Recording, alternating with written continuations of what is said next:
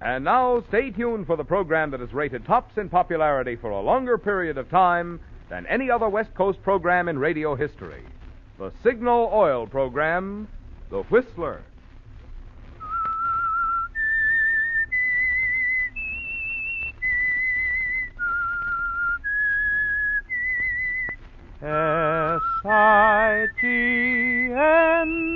S-I-G-N-A-L Signal gasoline.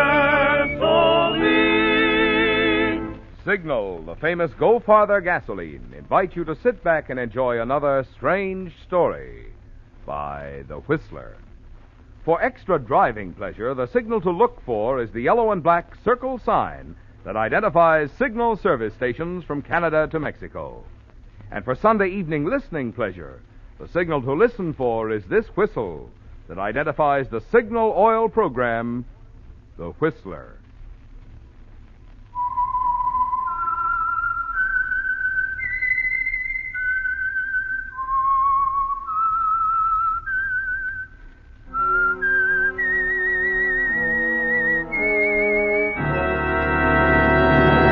I am the Whistler, and I know many things, for I walk by night.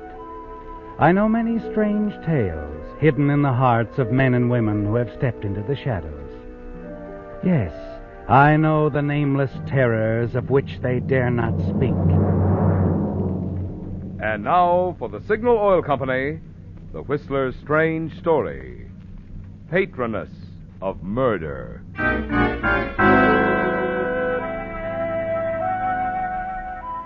Paul Wilson moved about his studio, adding the final touches of preparation for two expected guests, two very important guests. One of them, Miles Hubbard, the aging sculptor turned critic, could hold the key to the success of Paul's career. His nod of approval could mean a future of security and position. Without it, the world might never know the talents of Paul Wilson, sculptor. And Paul was certain that his second guest, Don Alden, had arranged this meeting for the sole purpose of getting an expert's appraisal of his work. But it was no gesture of friendship. Paul's meetings with Don had never been friendly. This one would be no exception. Paul was certain of that. Their cold exchange of glances when Paul met them at the door proved that. The forced pleasantries over with, Paul showed them to the studio. And this, gentleman, is my workshop. Mm-hmm. Fine studio, Wilson. Plenty of room. Good lighting. Everything a room can offer the artist is here. The rest is up to the man himself, eh, Wilson? Oh, that's quite right, Mr. Hubbard. The rest is up to the man himself. I hate to take too much of Mr. Hubbard's time, Wilson.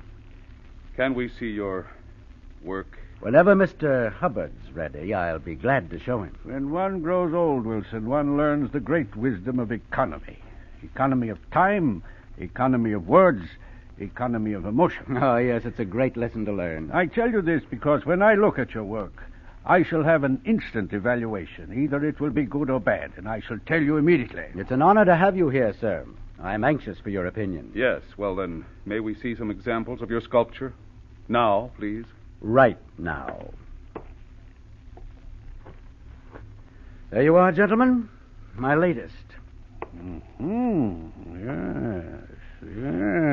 There is promise here. There is not yet greatness, but there is much promise. Much great promise. Oh, thank you, sir. Thank you very much. You mean it's really worthwhile then, Mr. Hubbard? Worthwhile, yes, worthwhile. But promise, that's the word, Don. Mostly there is promise. I'm afraid Mr. Alden has thought of me chiefly as a stonemason, or felt perhaps that I should carve soap. I wanted to be certain, that's all, for Aunt Martha's sake. She's been financing your work for a long time now. She'll be repaid later. Perhaps. If you're as good as you've made her think you are. Miss Alden thinks well of the young man's ability, Don? Very well. She told me the other evening she's planning to leave him half of her estate so that he can continue his work if anything happens to her. That's why your opinion is so important, Miles. I see. Well, he has the virility, Don. You can see it, can't you? And a strong feeling for material. There is much of Mestevic here. You studied with him, perhaps, Wilson? Not directly, no. Mestrovic? Famous Balkan sculptor, oh, yes. Mestrovic's work is very distinctive, entirely free from the French influence. You didn't study abroad, did you, Wilson? No, I didn't. Oh, it's you, Michael. Back from your shopping so soon? Yes. Oh, I'm sorry, Paul, your guest. My houseman and helper, gentleman, Michael Dobovich. How Gentlemen, do you do, Michael? Well, we must go now, Wilson. Economy of time, you know.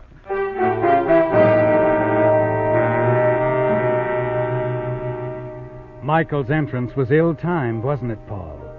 You quickly look for meaning in Don's expression and then in Miles Hubbard's placid face, but you find none.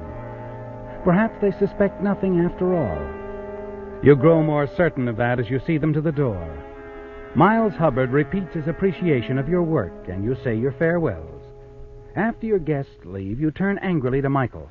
Why did you burst in like that without knocking? I'm sorry, Paul. I didn't know you had guests. Oh, but couldn't you hear us talking? Well, I suppose I did hear you, but I assumed your guests were merely friends who had dropped in. My guests were merely Miles Hubbard, the greatest authority on sculpture in the West. Yes, I know. And Don Alden, nephew of Miss Martha Alden, the lady who is providing the money for us to continue our work. Yes, Paul. I didn't realize. And you're supposed to be my houseman. Yes, I know. Oh, well, then act like a houseman. Yes, Paul, I'm sorry. In the future, you'll have no cause to complain, however. I shall be a model gentleman's gentleman. Okay, see that you do. And never again shall I enter the studio unexpectedly. And if there are guests present, I shall wait outside for their departure, for hours if necessary. Oh, I know it isn't pleasant playing houseman, but right now it's the only way I can explain your presence. This studio, Miss Alden's help is important to both of us. Of course, Paul, and I want you to know I'm very grateful. My food, my clothing, money to spend, a place to live and work, why, I owe it all to you. Not to me, Michael. To your undeveloped talent. I recognized it instantly. Miles Hubbard simply confirmed my faith in you. It's a very great honor. Now, after one or two showings of your work using my name, my connections, I'll be proud to step aside and announce you as the promising creator. Yes, and then I shall tell them what a fine friend and benefactor you have been. Yes, I'm sure you will, but until then, for our sake, for your sake, we must both treat our arrangement with strictest confidence. Of course, Paul. By the way, did you study with Mestrovic? Mestrovic? Oh, yes. It was a great privilege. The master himself. I'm glad. I'm very glad, Michael. For you, of course.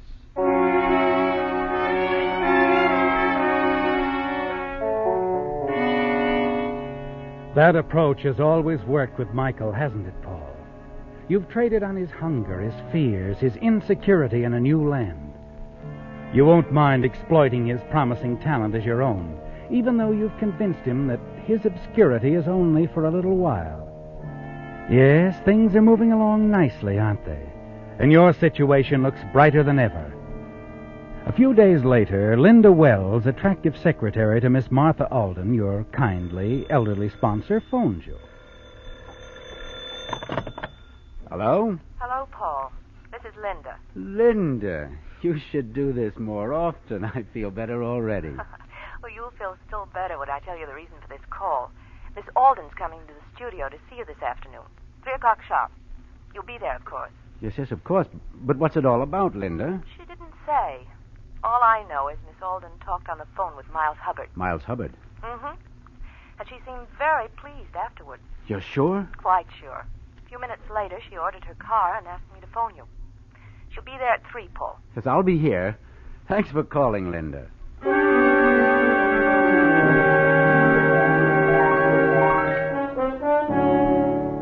Well, Paul, the critic, Miles Hubbard's visit to your studio with Don Alden, Miss Alden's nephew, has rebounded to your interest, hasn't it? You know that Don brought him to the studio on the belief that the famous critic would brand the sculpture as worthless. Instead, he praised it. And now Miles Hubbard has told Miss Alden herself that it's good. Yes, Michael is a fine sculptor, isn't he, Paul? And a valuable houseman. You're curious as to what she'll have to say, and decide it will be just as well if Michael is elsewhere during Miss Alden's visit. So you send him off to buy supplies with instructions to take his time. With Michael out of the way, you pace the studio impatiently until Miss Alden arrives. Then you lead her through the studio, past the small entrance leading to the kitchen, enter the door to your combination den and living room, and sit spellbound as Martha Alden enthusiastically explains the reasons for her visit. But, Miss Alden, I can hardly believe you've left half of your estate to me. I've been thinking about it for a long time, Paul. I've had such faith in you. That's why I was so pleased when Don suggested that before I took definite action, Miles Hubbard look at your work. Well, I wondered about his visit. And when Mr. Hubbard verified my own opinion, I decided to go ahead immediately. That's why I signed the documents this afternoon. But your nephew, Don, if he didn't even like the idea... I haven't told him or anyone that I've actually drawn a new will. And I don't intend to, for the present at least.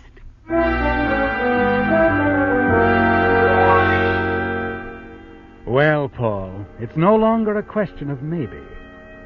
Martha Alden has actually willed you half of her fortune. The necessary documents are signed and sealed. It is hard to believe, isn't it? After Miss Alden leaves, you return to your den, light a cigarette, and gaze dreamily out of the window. You look up startled at the sound of your name. Paul. Michael, I didn't hear you come in. Oh, I came back a little while ago. I went to the kitchen. Did you? I got all the supplies. Paul, you have a visitor in the studio, Mr. Alden. Don Alden? Yes. Well, I'll see him right away. Well, Mr. Alden, this is a delightful surprise. Is it? Most assuredly. What's on your mind? I just wanted you to know, Paul. I've discovered the truth about you. What do you mean? That I'm certain you're a fraud and a cheat. In a few days, I'll have the proof to expose you. Publicly.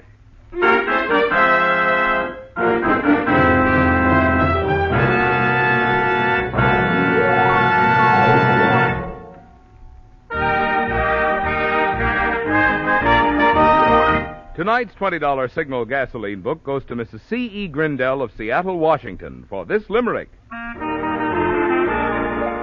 Our old car had all it could take. There wasn't a hill it would make. Then with Signal we gassed her. Now it runs so much faster, we drive with one foot on the brake. Signal, signal, signal gasoline. Your car will go for the gasoline. Well, you may not actually have to keep one foot on your brake after you switch to Signal, like the driver in the limerick. But your accelerator foot will thrill to Signal's smooth surges of lively, responsive power. That's because peppy performance just naturally goes hand in hand with Signal's good mileage. So whether you're looking for economy or for sheer driving pleasure, look no farther. Just drive into a Signal station and fill up with Signal, the famous Go Farther gasoline.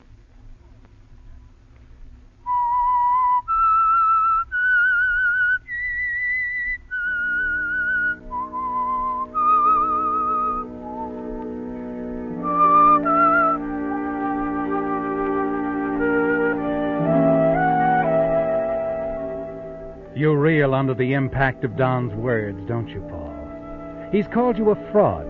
He says he expects to prove that you're a fraud. You return his steady gaze and hope the fear and panic that you feel doesn't show on your face. You've got to keep your nerve, your composure. You need it now more than ever as Don continues to build his case against you. It seems such a coincidence, Paul, that your work showed a distinct Mestrovic influence, especially since I've learned through his immigration papers that your houseman, Michael, comes from virtually the same section of the Balkans as the great sculptor himself. As you say, a coincidence. This cable I've just sent might interest you. I doubt it. I think it will. It's addressed to Mestrovic in Belgrade, asking a very simple but very important question. Was Michael Dobovich ever a student of yours? Your answer important to his career. Interest you? It's too ridiculous. When I get the answer I expect, I'm certain Aunt Martha will see her protege in an entirely different light. The instant I hear from Mestrovic, I will tell Aunt Martha everything. And you'll be finished, Paul. you'll be completely finished.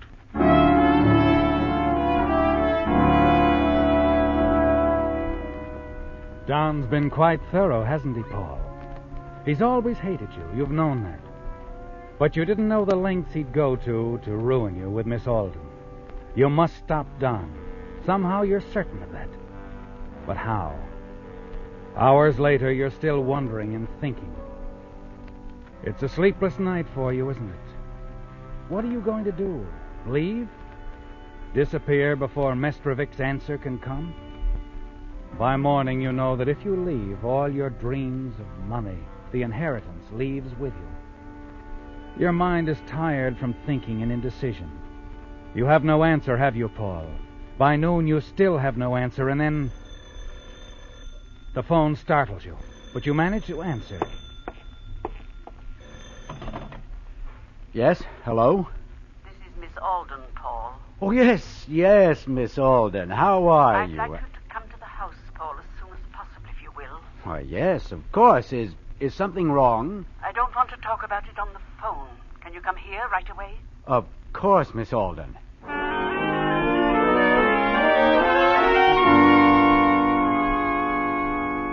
You're breathless when you arrive.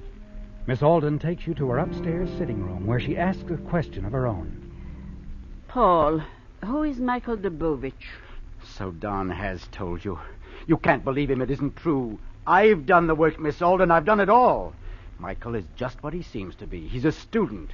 Where is Don? I've tried to locate Don. I don't know where he is right now. But he has told me nothing, Paul. Yes, but then this how... cablegram addressed to Don. I opened it. He's never received a cablegram before. I thought it might be important. It seems to be very important. You don't understand, Miss Alden. You must let me... I didn't understand any of it at first, Paul. I'm just beginning to realize. And it isn't easy to admit I've been a fool. But I have, haven't I? Please, Miss Alden, you must believe me. Paul, how can I? Your own first words when you came in told me the story. It had never even occurred to me that you were using Michael for... What are you going to do, Miss Alden? You haven't left me any choice, Paul. I'll change my will, of course, but... Change your will? Of course. Surely you don't expect me to... You're not going to change that will, Miss Alden. Paul, what are you going to do? You're not going to get a chance to change that will, Miss Alden. Martha Alden's will can't be changed now, can it, Paul? It's beyond the reach of any change. Yes.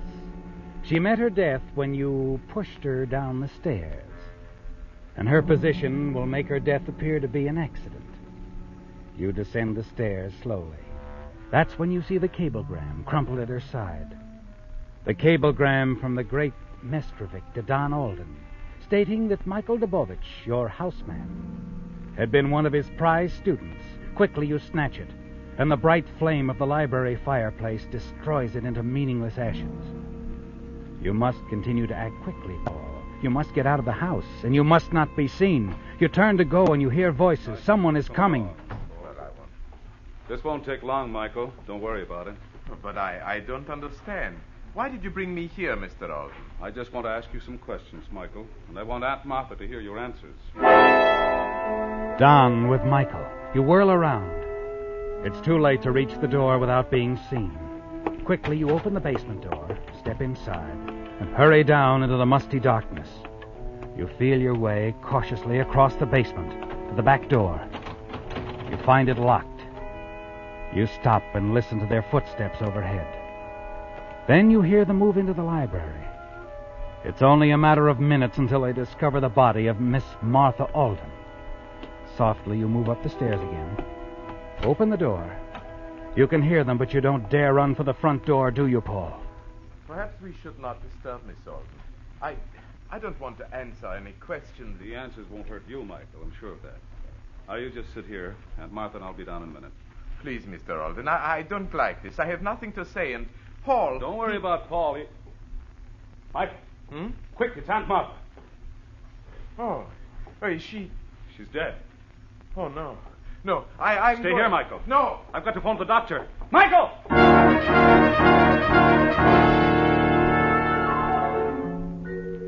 Michael seems to be running now, out of the house, Paul. And as Don hurries in the other direction to phone, the side door is free for your escape. You dash out into the winter darkness. Michael will be going home, and you must be there first, Paul. You race down the dimly lit street, hail a taxi at the next boulevard. Nothing matters now, Paul, so much as beating Michael home. And you do it. You're stretched out reading when he enters and pours out the tragic story of finding Miss Alden's body. You stand up well under the shock, but Michael's overcome. Poor Miss Alden. It was so terrible, Paul. And Mr. Alden, I'm so sorry. I don't quite understand why you were with Don, Michael. Well, I don't really know. He picked me up in his car and drove me straight there. He said there were questions. Paul, what will we do? For now, I think we'll do nothing. Don's taking you there. It's so strange. That's it, Michael. We'll do nothing. We'll say nothing. We wouldn't want to get Don in any trouble.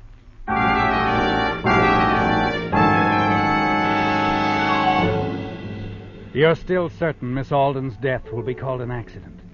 But if it isn't, if it's called murder, you're sure that you can put the blame on Don. You'd enjoy that, wouldn't you, Paul? His taking Michael to the house will make it seem that Don Alden was badly in need of a witness to discover the body with him. That's quite a coincidence, isn't it? And there was a strong motive for Don, too. He could have killed his aunt to prevent her from changing her will to leave you half of her fortune, a substantial half that would have belonged to him. And best of all, no one knows that Miss Alden had told you she'd already changed her will. It's perfect for you, isn't it, Paul? It will seem that you had no motive whatever, that it was to your interest for Miss Alden to live. You turn on the radio to await developments an hour later. Police have announced that the death of wealthy Miss Martha Alden, previously tabbed accidental, is now believed to be murder. Details are fragmentary, but the position of the body and identifying marks on the staircase have prompted police to begin questioning all concerned.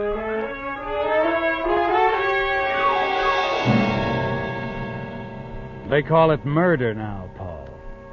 They've been questioning everyone concerned, and they're making a sudden decision. Well, you've got to go to the police before they come to you. You have a story to tell them, haven't you, Paul? A story you're certain will convince them that you're innocent, and Don Alden is guilty of Martha Alden's murder. Reaching homicide, you stage a nice act. You came in the interest of justice, and the lieutenant seems interested. That's why I came as soon as I heard, Lieutenant Hegstrom. I want to help all I can. Thanks. You know Mr. Alden here, I suppose? Don Alden. I'm glad you have him here, Lieutenant. There's your man, Lieutenant. Paul Wilson. Now, just a minute. I'll do all the accusing here. Either of you could have done it. Under the circumstances, I'm sure one of you did. Now, look here, Lieutenant. And now, just a minute. The more I look at this thing, the more I'm sure it's a matter of motive. Find the motive, and you find the man. Don has all the motive in the world. He knew Miss Alden was going to change her will and leave me half of her estate. Before she could do it, Is this true? He told me so himself. That's true. You see, I had no motive at all. I had everything to gain by her living. She was planning to make me one of her heirs. What about that, Mr. Alden? Wilson had to kill her before she discovered he was a fraud. I had the evidence. I'm not a fraud, and even if I were, what good would it have done me to kill Miss Alden? Her living would have given me exactly what her death gave you, her money. Alden was there. He even took Michael along as a witness to help him discover the body. He had the motive. What more do you want, Lieutenant? Not much. You know, Mr. Alden, if I were you, I'd be thinking up some answers for the DA.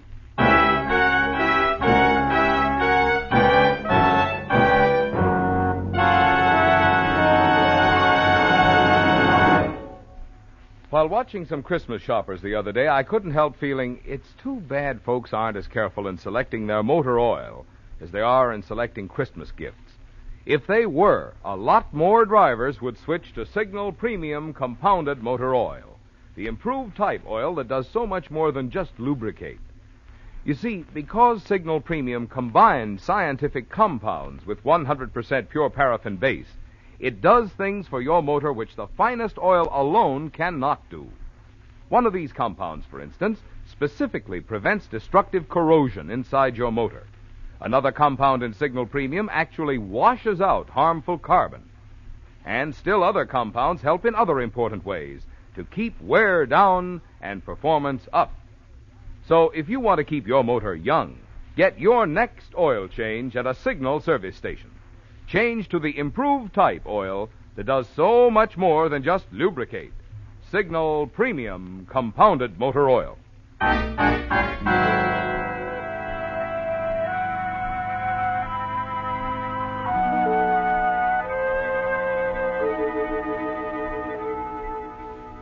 You're in the clear now, Paul.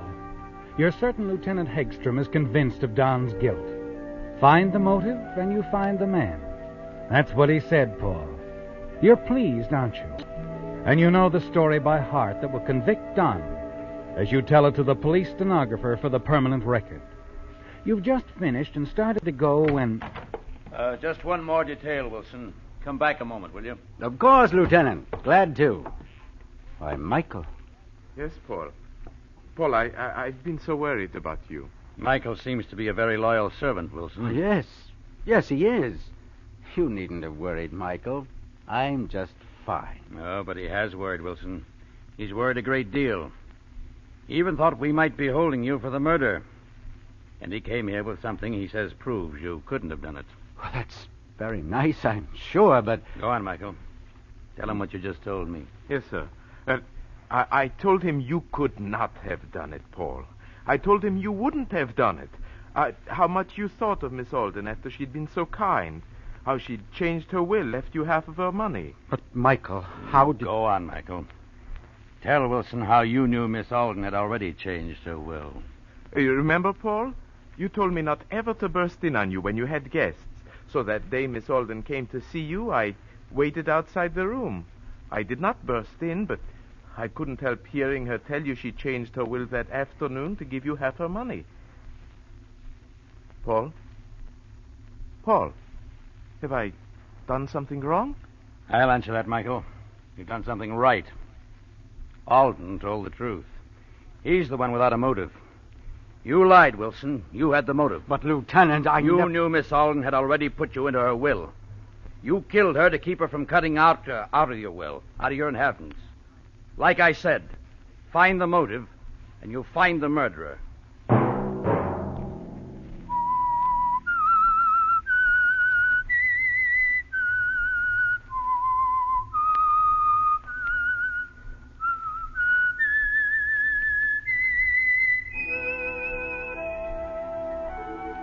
Let that whistle be your signal for the Signal Oil program, The Whistler, each Sunday night at this same time. Brought to you by the Signal Oil Company, marketers of Signal gasoline and motor oil and fine automotive accessories. Remember, if you would like the fun of having your friends hear a limerick of yours on The Whistler, the address to which to send it is the Signal Oil Company, Los Angeles 55, California. All limericks become the property of the Signal Oil Company. Those selected for use on The Whistler will be chosen by our advertising representatives on the basis of humor, suitability, and originality. So, of course, they must be your own composition.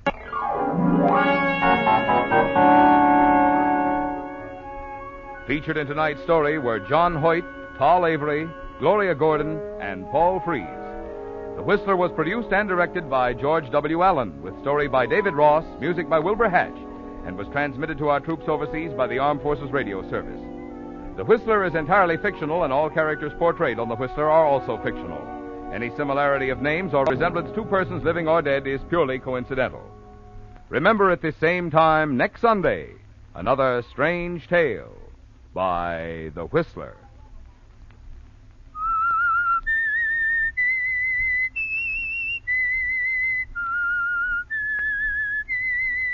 S-I-G-N-A-L Signal, Signal Gas.